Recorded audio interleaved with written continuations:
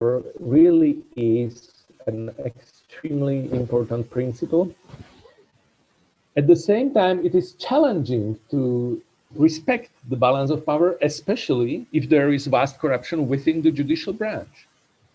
I saw some countries which gave a strong level of independence to their judicial corps, but didn't realize who actually is within those judicial corps.